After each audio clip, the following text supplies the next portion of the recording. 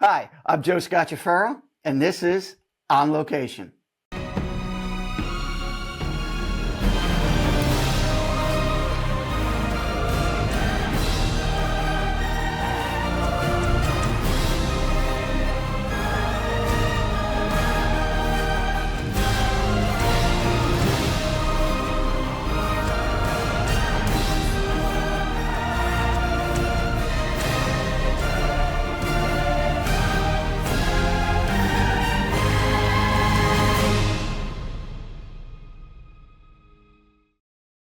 All right, my next guest is somebody I've been trying to encapsulate in my head. How do I do this introduction? What word, what phrase? And the only thing I kept coming back with was eclectic, but it's not really that. It's just, okay, here's a summary. So he's been in radio. He's been in sound reinforcement. He's the media manager at Ramapo College. And yes, I am looking at my notes because this list is long. He's been on a podcast forever. He's an actor. He's been in broadcast. And you tell me how. So you know what? Rather than just keep having this conversation, let me introduce him. Mike, welcome to the show. Hey, what's up, Joe? How are you doing, man? I'm doing great, brother. So we've crossed paths during our careers a lot, especially at Metlife Stadium. And we've never really had the chance to have any conversation or, when we're both working and things are moving live and it's pretty intense, you don't really have chit chat time.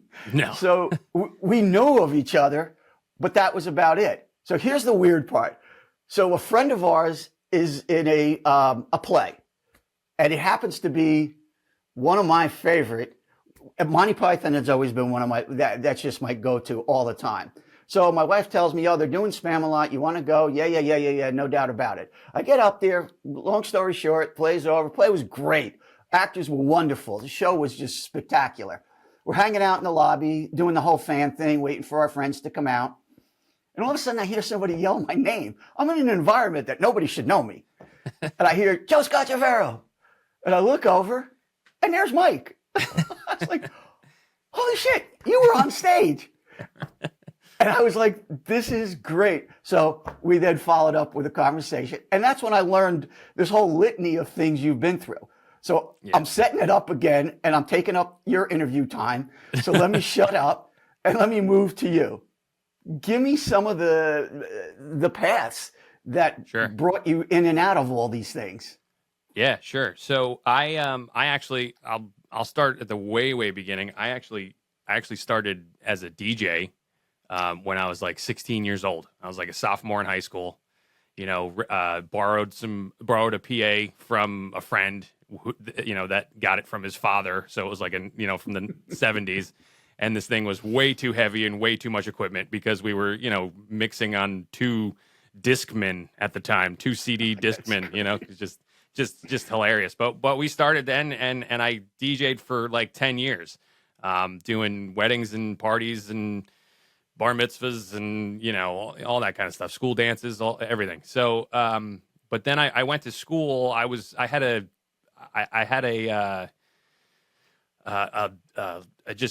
want to be in radio. So which looking back was probably a dumb idea, but, no, wait. Serious radio is pretty monster. So radio did make its own turn, but keep going. I'm sorry. No problem. I mean, So I went to college, looking to get into radio, and I actually was lucky to be mentored by a guy named Bob Zimmerman, who is he owned dozens of stations across the East Coast.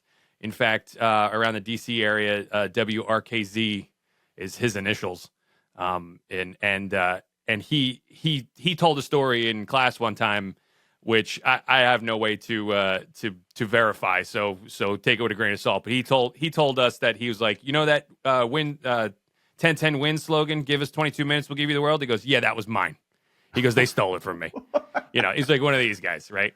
So, but he was a great mentor, and he kind of guided me towards getting into radio sales. So I did that upon graduating. I actually had a job like 2 weeks out of school Wow. And yeah, which it doesn't happen to a lot of people. So but I was pretty determined. I was pretty determined, and my first interview, the general manager at the time who was interviewing me told me, he goes, I'd never experienced an interview where you were leaning over the table like this, like you were ready to pounce me at any moment. He's like, I had to hire you. He's like, I was scared. I didn't know what was going to happen. So anyway, I did that. I did that for like a year, and then had an opportunity to move out west. I actually moved out to California and Los Angeles, and I worked in TV.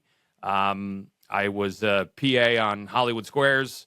Henry Winkler was my boss, which was hilarious. That's awesome. yeah, it was great. It was a great time. And then I also got into radio out there with some of the Clear Channel stations that were out there, K-Big and Coast, doing promotions mainly. I was a promotions assistant. Very low end stuff, just kind of paying my dues and learning as much as I could. Then I show the Hollywood Squares got canceled, and I found out, I didn't realize this was a thing, but apparently it is. You're on a TV show, the show gets canceled, you go on unemployment, and then you wait, and and everybody kind of finds everybody else jobs. Like everybody was saying, "Oh, don't worry, you're in. You're in the group now. You're in the clique." And I'm like, okay, I don't know what that means. But then the show gets canceled, and like guys making six figures are collecting unemployment, and I'm like, this doesn't make sense to me. I don't really like this. So I was like, all right. So I kind of toiled in radio a little bit more. I actually worked for another DJ company out there. I worked for I also have no way of verifying this because my boss at the time I didn't really trust, but he said he told me that the DJ company that I worked for, he was the same one that Paul Rudd worked for when he was a DJ. And I was like, all right, whatever. So that cool. I want to meet Paul Rudd one day just so I can ask him that question, because I guarantee it's a lie. But anyway, so then you're moving so fast. I have to write down questions. Yeah, sorry, sir. No, keep going. I don't want to stop you, but you're hitting like 15 subjects all through. Yeah.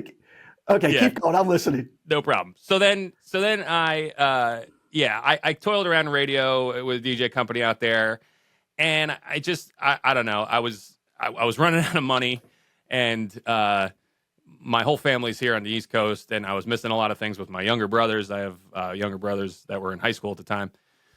So I was like, all right, this is dumb. So I moved back, bounced around a little bit, went to back to the Clear Channel stations here on the East Coast, worked for them as a promotion manager for 4 stations here on the East Coast. And then 2005, right around 2005, I kind of saw the writing on the wall that like terrestrial radio is in the toilet, and it was going way down. So I was like, all right, let me get out of here. I tried to get involved with another station. I mean, my big thing was, my mentor told me in college, Bob Zimmerman told me in college, he's like, your resume should look like alphabet soup. Like you should have as many call sign, station IDs on them as possible, like all different places. Staying in one spot the whole time isn't, be willing to travel type of thing.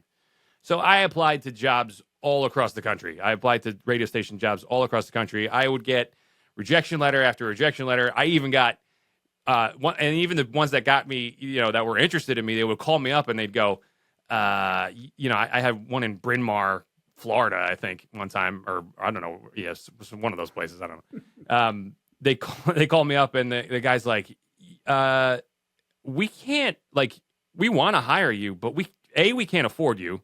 And B, you're way too overqualified for this. You know that, right? And I'm like, yeah, I know, but just somebody talk to me. Like somebody get me a job, So whatever. It was kind of a exercise in futility, I think. I also I actually did get an internship at Sirius because I was trying to break in one last time, right? So like Sirius was where everything was going. Satellite radio was where everything was going. I was like, all right, let me get in on that. I had a couple of really close calls getting them. In fact, I mean, one story that's a long story in itself. I got offered a job that then didn't exist after the Christmas break. which was hilarious. And the person in HR who I was talking with also left their job. So I had nobody I was talking. It was a cluster. It was great. And then like I said, I got an internship because I knew a guy who was one of the producers of one of the shows. And I found out that while being an intern there, that it was it was also very cliquey. Like they were very big on like, if you were working in talk radio, it was hard to get a job with any of the music channels and vice versa. And like the sports channels were kind of their own island and yada, yada. And I don't know, it just didn't make sense to me. So I had this very honest conversation with myself that like the radio dream is dead. I'm out. Let's figure out something else. So at the time I was working a bunch of part-time jobs, and one of them was at Metlife, and I was I was actually handing out the radios for people. You know, that's what I was doing, like the radios for people to talk back and forth to each other, to security and everything. And one day I hand a radio to a friend of mine who I went to high school with, and I go, "What are you doing here?" He goes, "What are you doing here?" I said, "I'm looking for a gig. You know, I'm looking for a full-time job." He said, "Oh, let me check with somebody." So he checks with Alex, was my boss at the time. And he says, "Hey, he's a guy looking for a job," and he says, "Yeah, sure, no problem." So texts me back right at that moment and says, "Yeah, you know, apply to this." I always have my resume on my phone. I immediately email it to him. He's like, "Wow, this guy really really wants to work." I'm like, "Yeah, let's go, let's do it." So I got in there. I kind of like weaseled my way into, you know, some part-time work, but then, you know, it just so happened that they were really short-staffed and they really needed people to help, and I was willing to be one of those people. So I kind of, you know, eventually got a full-time gig out of it and was there for 7 years, something like that. And then left after my kids were born, and it just became a little bit too time consuming. Left after my kids were born, trying to find something else. I actually did freelanced for 5 years. Yeah, 2018 to 21 or something like that. So yeah, 4 years.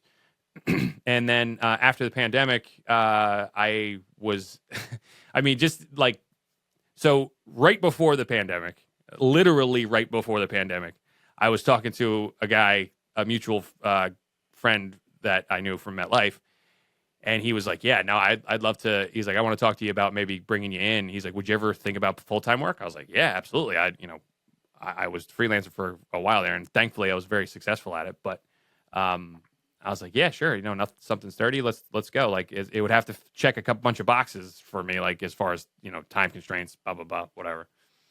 And it did.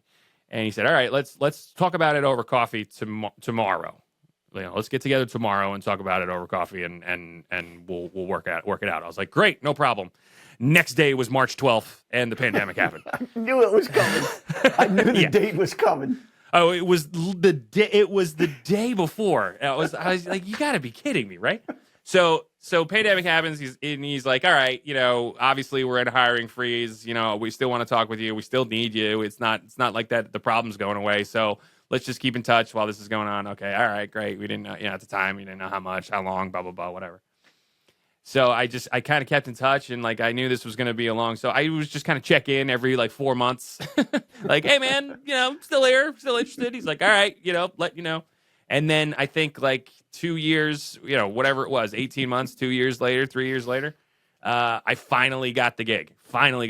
And now I'm at Ramapo, and I've been there, and I'm absolutely loving it. It's great because it scratches all of the itches, right? It scratches the broadcast itching, it scratches the event planning itching, it scratches all that kind of stuff.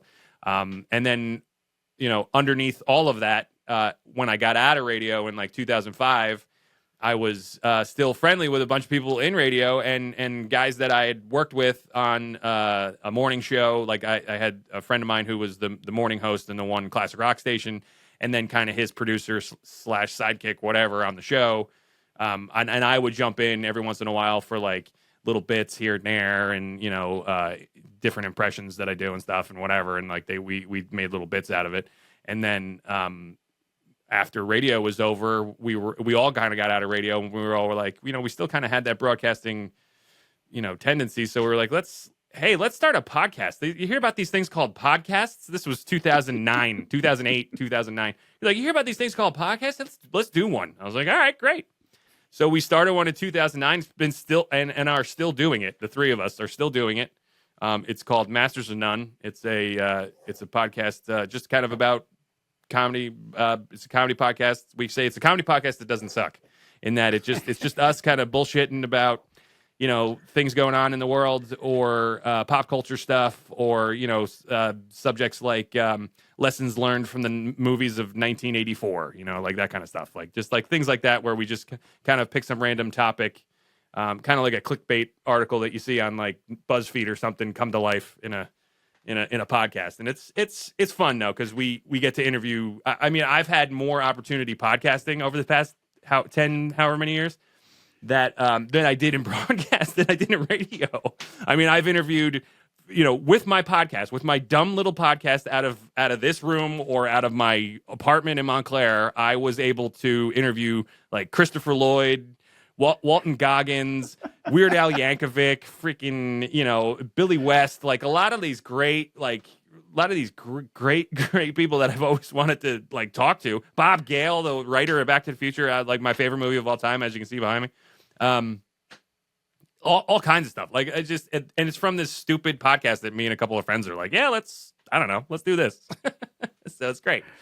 So like I said, that kind of goes all over the place, but that brings me to where I am. All right. Thank you so much for your time. We'll be...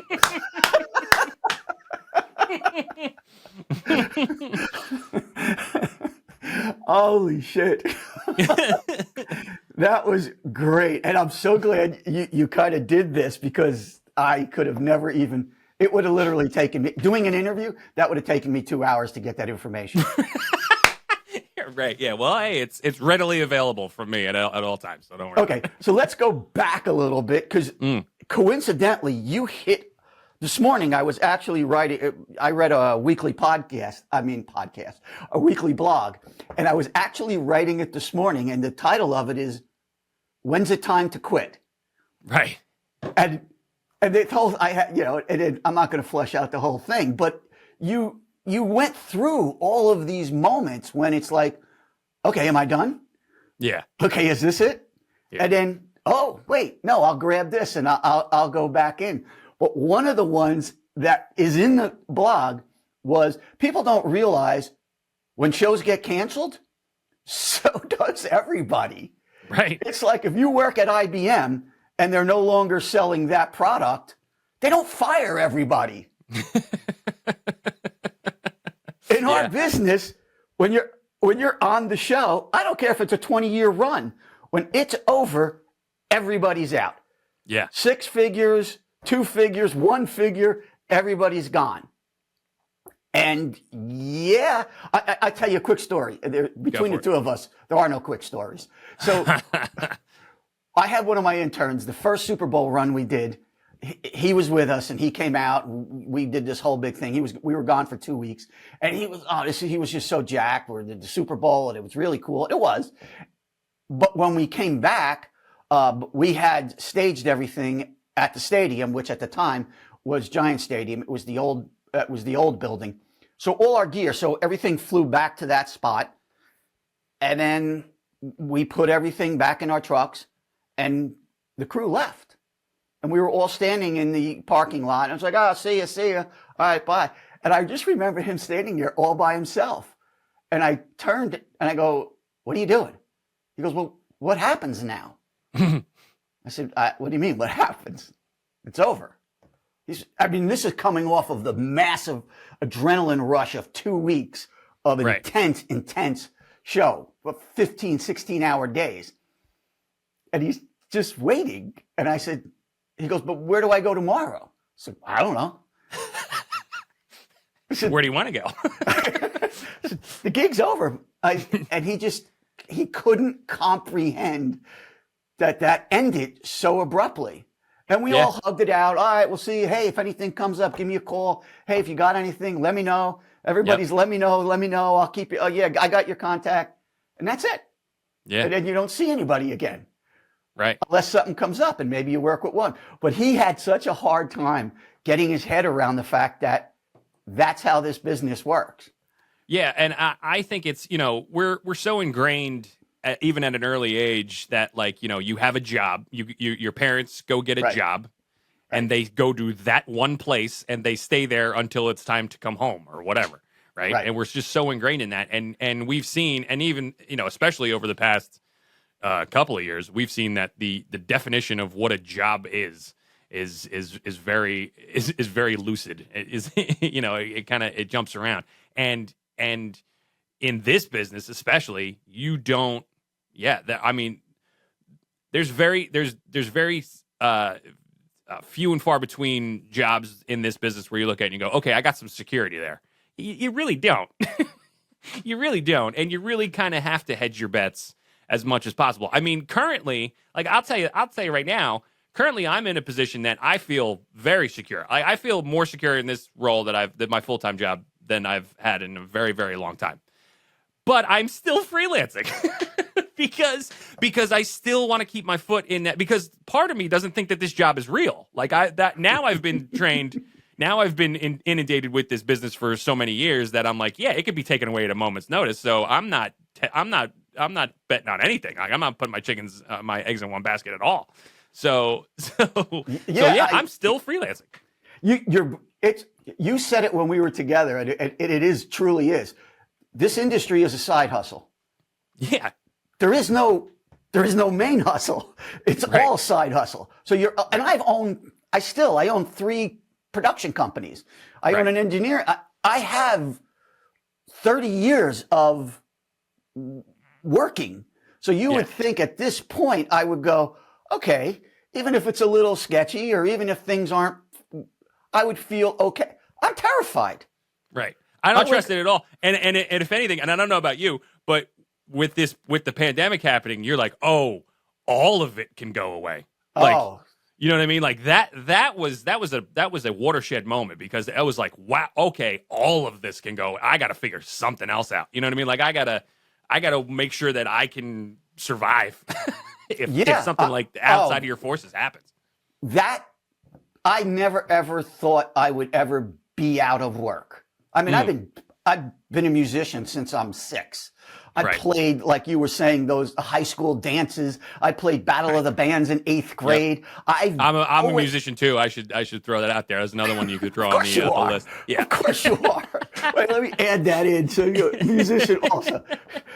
So you've always figured I can earn. I'm not worried about earning.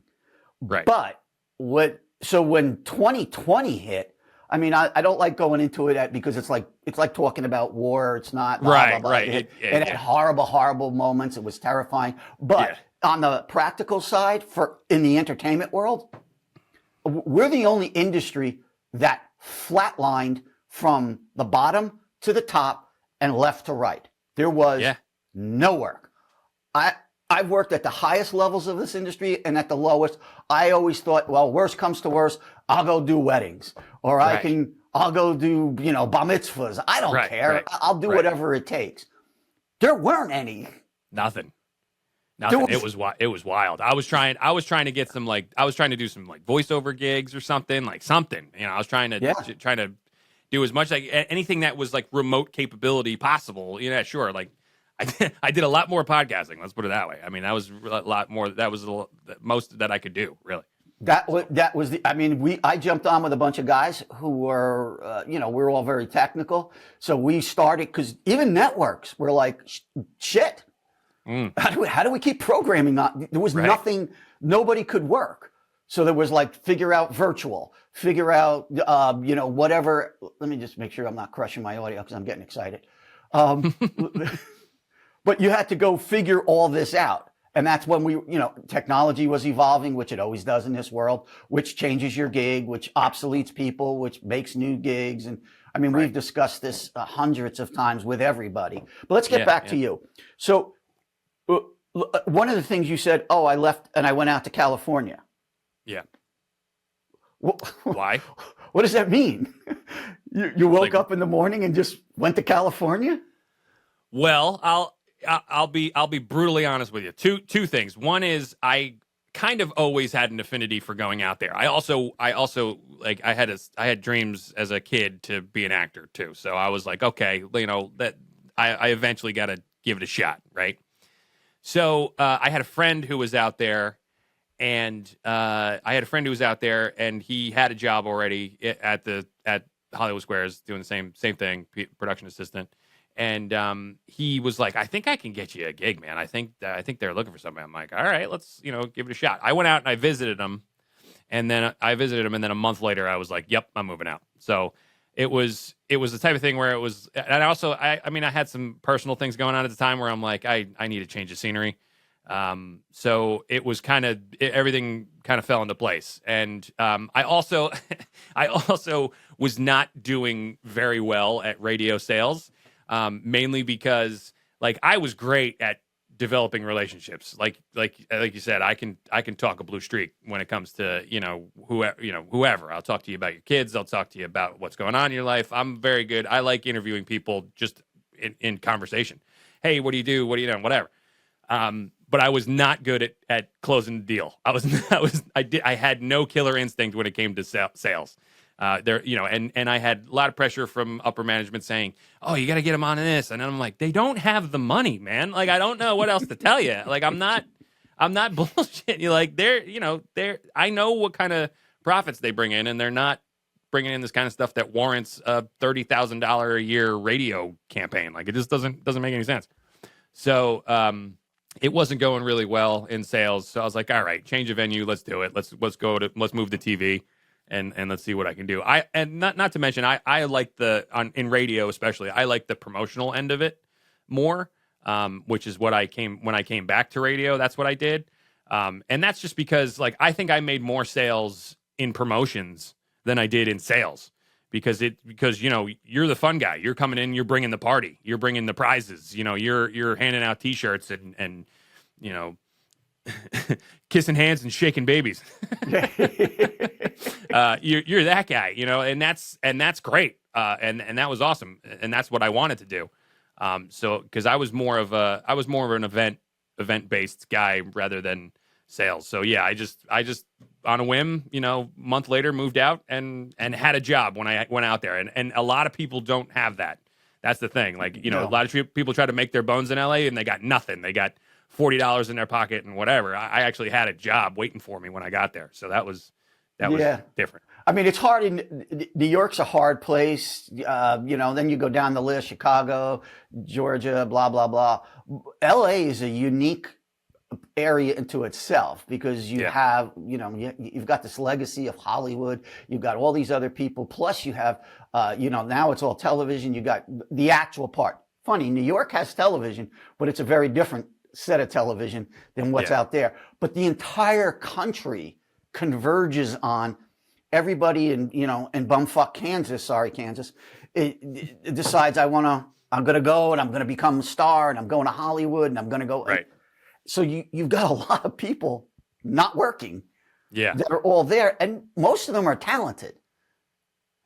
Let's talk about that for a minute. Yeah. How important, we talked about you have to have the hustle and you have to have that tenacity and you have to keep following that passion and you got to get yourself motivated every time. What happens to talent? How important is that to moving your career, your life forward in the entertainment world? I honestly think that the talent comes from one spot. And honestly, it's just the ability to adapt. Right. That's where your talent is. So if somebody comes along and shows you something, right? Like if you're, I'm not too familiar with this piece of equipment, or I'm not too familiar with how this whole system works, or yada, yada, yada.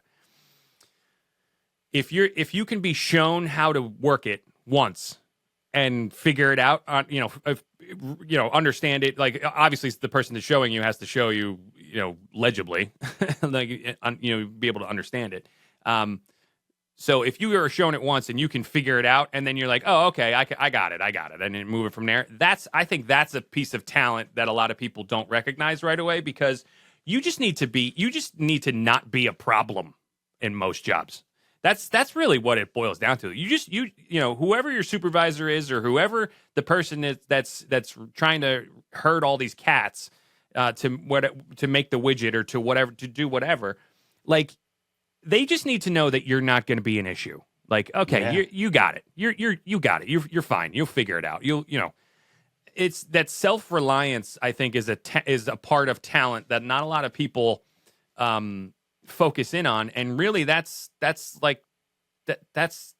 most of it. That's most of it. That's how I've been able to do any job that I've ever done, is, people that are understanding. You go, how's Mike doing? How's he going? Oh, yeah, he's fine. He's got it. I showed him this thing once. He's on it. Like, okay, great, good. I don't have to worry about it. You're done.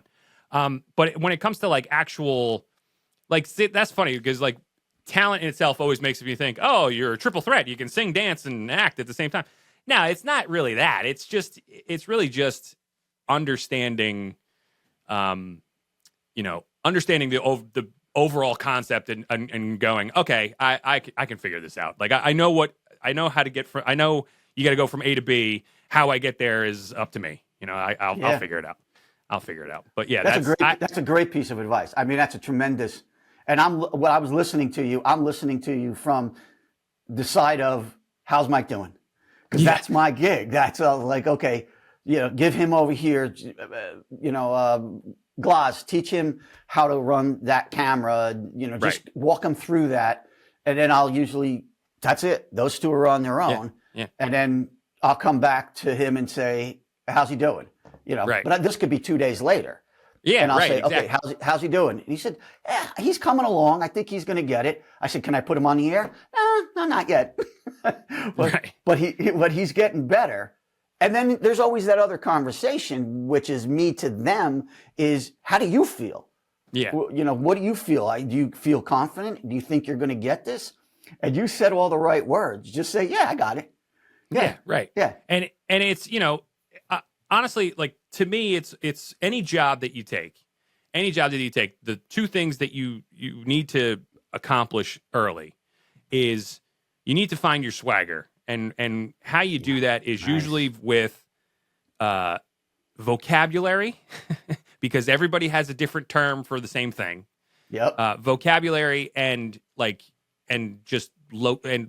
where everything is, location, right? So how to get from one thing to the next, and that could be even you're working on a truck, and oh, go get me the I got a bunch of XLR cable in the blue bins that are underneath the truck. Okay, great. Like, know where the blue bins are, know where where they keep the things, know where the storage stuff is, know how to open it, know how, you know what I mean? Like, little things like that. Like, that's so stupid things like, hey, go get me that thing, doesn't turn into an hour and a half of, where is it? What happens? Like, don't be afraid to ask questions. That's not what I'm saying. But also, like, okay, figure it out. Like, figure it out. Take some initiative. Yeah, exactly. But not to the point of hanging yourself. It's a hard balance. And we all know, because we all came through those ranks. Even to this day, I was at a show last night, and I was looking at the audio console, and I went, if I had to right now, if that guy had a heart attack and I had to go over there and jump on that board, I don't think I'd have a clue. Right. And right. Not only have I done that in studios and in front of house, I've also built those things. And I looked at it and went, yeah, I don't think I could. It's funny how, like, you stay away from something for a little bit. Technology moves like this. Yeah. But I also think what's great is, like, you have the humility, you have enough humility to look at that and go, yeah, I couldn't do it. Like, I right now with my skill set, I don't know that board. Like, have that humility. I'm not a gear guy. Like, I'm really not. I don't know. Like, I was, I love when you talk to the gear guys and they're like, yeah, man, I got the X29er. And you're like, all right, I don't give a crap. I don't, You know, like whatever. Like, does it work? Does it sound good? Great. I'm good. I'm in. I don't care who makes it or whatever. And I'm not the guy like, you know, oh, if you tell me, oh, come EQ this board or come, you know, this, I'm like, okay, I can fake my way through it. I'm not really like the biggest technical guy, but at the same time, I am an like I'm a big aesthetic end user. So I'm like, okay, let me work this. Let me see how it works. And how does it sound? Doesn't sound good. Okay, let's figure it out. You know, like whatever. Like that's kind of how I roll. And it served me very well. But not only that, I also know my limitations, and I know, okay, I need to learn a little bit more about this. I need to figure out exactly. I should probably dive deeper into a little bit of electrical engineering and, you know, this kind of stuff, just to understand how the sausage is made, and then be able to troubleshoot an issue, you know, even better than just turn it off and turn it back on again and see if that works, you know? But yeah, it's you don't have to be like, I see a lot of people that, and this came from being a drummer too, where like a lot of drummers that I was like big into tech, big into the drum tech. Yeah. Oh, I got this, you know, this rack and this. I'm like, oh, I don't care. Like, I just want to play, right? I don't really care. But that kind of followed me on to, you know, working in audio and working in broadcast. In that, you know, I know enough to say, okay, I can handle this, and what I don't know, I'll figure out, or I'll find out, or if it becomes something that's like really indicative of my current job, yeah, I'll take a class. Like, I'm not above that. I'm not above saying, yeah, I don't know how this works. I'll figure it out though. Give me a week, you know, whatever. That you just hit on the key. And I don't want to stick. I love this conversation because this is where people miss this all the time. Yeah. Is you just said it. I can sit in a recording studio in the early part of my career. I have a good ear. I can hear things. Yeah. That doesn't necessarily, like you said, I'm around a lot of tech specs, and because they think I'm tech that like at that level, I can't remember shit when people are like rattling off names of components that are on the front part of the board and decibel, blah, blah, blah, blah, blah, blah, blah, blah. And I'm technical and I can't remember. I work for NASA. I forget that stuff. But all the bottom line to me is, where's the trouble? Just point me. Okay, okay, cool. You got 120 band EQ. Cool. Okay, I just need this part of it. I don't care. I'm not mixing for dogs. I don't care about them. I want to go in and do this. Just point me to that. And then, like you said, then everybody leave the room. And after everybody goes on, you know, hang out, whatever happened during recording sessions, everybody go outside and do those things. And I stayed in the room and played with the board. Yeah. Or I'd stare at somebody, an engineer that I respected, and I'd be watching, and I'd listen, and I'd be watching, and I'd be listening, and I'd be watching. And I see what he's doing. I see the sequence, whether it was his sequence or not. Yeah. Let's talk about connections. Okay. You're real good at making connections. If somebody said to me, like some people collect stamps, some people collect, you know, antiques. I collect people. I have just a huge in all sorts of places. And when I met you, I was like, okay, here's a kindred spirit. How important is that to you getting your side hustle on? Oh, it's my lifeblood. It's 100% my lifeblood. I was, you know, it's funny.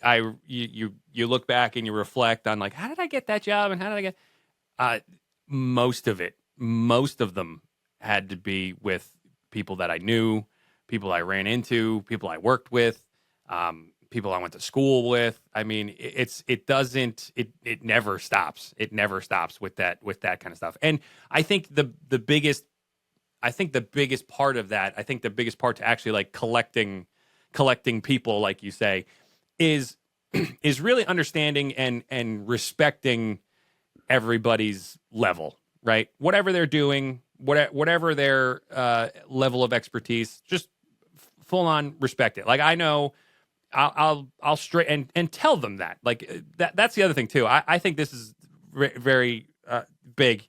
Like, let them know how good they are at something, because I think that is very appreciative of most people, because most people don't get that in their jobs. Most people don't get that from supervisors, which is a shame, or bosses or whatever. Like, little moments of posterity where they can kind of hang their hat and feel proud of what they're doing.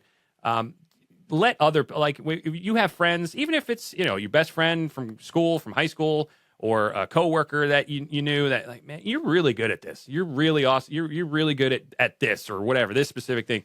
People love to hear that and be earnest about it. That's the thing. I'm earnest about it. I tell people all the time, like, you're way better. You're, audio mixers or musicians or whatever. Yeah, you're way better than I am. I'm this is great. Like, what you're doing is awesome. I want to learn how to do this. I want to learn how to, like, holding on to those connections, because I can't tell you all those little jobs that I've rolled through.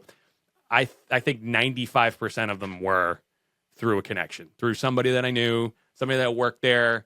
So important. It's so important. And it's so important it's like a garden. Like, you got to constantly cultivate those. You constantly check in with those people. I mean, some people think it's daunting and exhausting, but these are my friends. Like, I don't consider them connections. I don't consider them leverage. I consider them friends. Every once in a while, text, hey man, thanks. What's going on? How's things? You want to get together? You want to do something? Like, that's, Yep. Some people find it daunting, but I don't. I love it. I collect friends like flowers. It's great. Yep.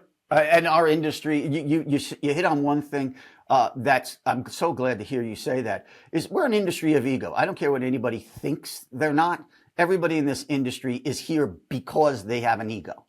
Right. You want to be part of this, and you want to be recognized, and you fight for that.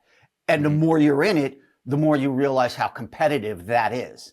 Yeah. So there is not for me, not for you, not for a lot of the people that are in my inner circle, but for people outside of that, they don't want to give you your due, because that threatens them. Yeah. It's almost a demeaning thing for them, is that, holy shit, he's better than me, or she's better than me, or they're better than me, or everybody's better than me. So I'm just not going to acknowledge that.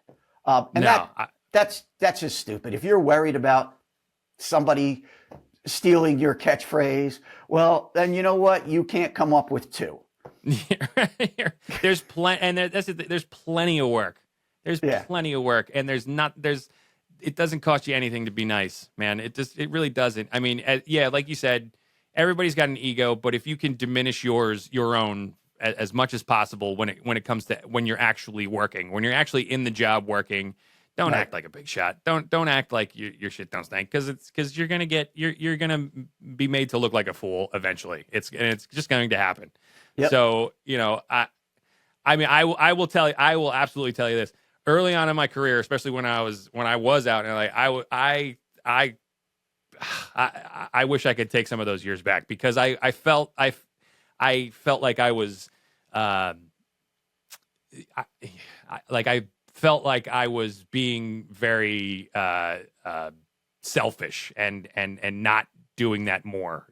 Not reaching out to people, going, "Wow, that was really good. You're really good at that," or complimenting people, or walking around like I'm the cock of the walk, and it's like, no, that's you're not. You're nothing. Like, don't worry about it. You gotta kind of deplete your own ego as much as possible, and really work on lifting other people up. I do that all the time. I do it now. I mean, I love one of the things that I do on the side is I'm the audio supervisor for like a local high school for their theater department, and the kids that work for me, I guess, I don't know, whatever. But the kids that work with me are amazing. Like, they listen, they want to know, they want to learn, they want to do this job, they want to do stuff. So it's like, yeah, absolutely, I'm going to tell you exactly what you're doing is great. Like, keep it up, do that, absolutely, that's great. Here's some contact. Here's some of my contacts. You ever need work, call these people. I'll let them know you're coming. Like, that kind of stuff. Like, always lift those people up, because it's going to come back around to you 100-fold. It really does. And it comes back faster than you think, too. That's the other thing. Yep. I'm running out of time, but we're on such a great subject here. Because, I've got a lot of history now in years, chronologically. So I can really evaluate things with a better perspective than I could 15 years ago. Right. But what I'll tell you is my greatest accomplishments, and I've been very blessed to have I got all the, as I say, Dorothy with the broomstick. I've got everything I was told to go get.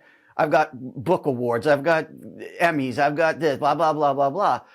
But the things that I'm most proud of is when I look at the people who came in as, quote, interns or people that I advised are now in monster positions, and they've evolved their careers tremendously. And I look at that and go, cool. Yeah, because a lot of those people would have bailed. A lot of those people would have got run out because they were on the fringe. And as much as our industry is all fringe, there is an outer fringe, and they don't even let those people in. So, but just the way I am, they came along, and you give them a little bit of, encouragement and incentives and some training, and just send them on their way. And and again, that is without sounding corny. Those are my greatest accomplishments, is looking at those careers. Yeah, and it as much as anybody else does. This business is small. Like this business is a small world. You run into people all the time. So why not invite in the people that you want to work with? Because guess what? You're going to work with them again. You're going to work with them, and in those small increments, you bring in a person that you think has a lot of talent that you enjoy working with. You're very, very subtly changing our industry for the better. Yep. And bringing in people that have talent, have something to say and something to bring to the table, and they do. And I'm never, whenever I do that, whenever I, hey, I got contacts that you should sign up for if you want a freelancer, if you want to do this or whatever. Whenever I offer that out there, I am fully confident in everybody's ability. Like, yeah, mention my name. Like, anybody needs a reference, like you're got it. Like, no problem. Because like I said, I think just changing, even in a small minutia, being able to change the industry for the better like that, and bringing on board the people that you want to see, part of it is the best feeling you can get. I think it's better than, like you said, like all the awards in the world, man. It's great seeing people. Absolutely. And by the way, if anybody gets a chance to see you act, you're incredible. Oh, thanks. That was,